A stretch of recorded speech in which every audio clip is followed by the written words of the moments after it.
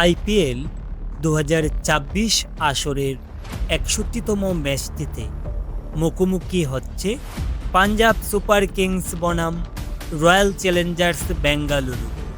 ১৭ই মে দিনের প্রথম ম্যাচ বাংলাদেশ সময় বিকেল ৪টা এবং স্থানীয় সময় বিকেল ৩টা ৩০ পাঞ্জাব ও বেঙ্গালুরু মুখোমুখি হবে। এই ম্যাচটিতে কোন দল জিতবে? প্রতি ম্যাচের মতো আইপিএল ২০২৪ আসরের ৬১তম ম্যাচটিকে নিয়ে ভবিষ্যৎবাণী করেছেন জ্যোতিষীবিরা। প্রিয় দর্শক, বিস্তারিত জানতে চ্যানেলটি সাবস্ক্রাইব করে সম্পূর্ণ ভিডিওটি দেখতে থাকুন। রোববার ১৭ই মে পাঞ্জাব সুপার কিংস ও রয়্যাল চ্যালেঞ্জার্স বেঙ্গালুরু এবারের আইপিএল সিজনের ৬১তম ম্যাচটিতে মুখোমুখি হচ্ছে। আর এই ম্যাচটিকে নিয়ে ইতিমধ্যেই ক্রিকেট বিশ্লেষকগণ নানান মতামত দিচ্ছেন। এদিকে দর্শক, এখন পর্যন্ত আইপিএলের চলতি আসরে পাঞ্জাব ১২টি ম্যাচ খেলে মাত্র ৬টিতেই জয় নিয়ে পয়েন্ট টেবিলের ৪ নম্বরে অবস্থান করছেন।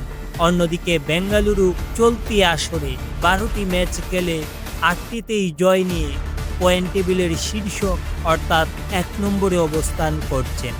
এছাড়াও এই দু দলের অতীতের পরিসংখ্যান দেখলে জানতে পারি যে এখন পর্যন্ত আইপিএল ইতিহাসে দু দল মোট ৩৭টি ম্যাচে একে অপরকে মোকাবেলা করেছেন। এই ৩৭টি ম্যাচের মধ্যে পাঞ্জাব ১৮টি এবং বেঙ্গালুরু ১৯টি ম্যাচে জয়লাভ করেছেন। আর একটি ম্যাচ ফলাফল ছাড়াই শেষ হয়েছিল। আর তাই তো পরিসংখ্যান ও বর্তমান ফর্মে বিবেচনা করলে বোঝাই যাচ্ছে যে এই ম্যাচটি খুবই হাড্ডাহাড্ডি হতে চলেছে। এদিকে দর্শক, আইপিএল ২০২৪ আসরের ৬১তম ম্যাচটিকে নিয়ে জ্যোতিষী বিড়াল ভবিষ্যৎবাণী করলে জানতে পারি যে এই ম্যাচটিতে বিরাট কোহলির রয়্যাল চ্যালেঞ্জার্স বেঙ্গালুরু জিততে চলেছে। তো প্রিয় দর্শক, আইপিএল ২০২৪ আসরের ৬১তম ম্যাচটিকে নিয়ে আপনাদের মতামত কি? কোন দল জিতবে বলে আপনি মনে করছেন তা অবশ্যই নিচে কমেন্ট করে জানাবেন। ধন্যবাদ সবাইকে।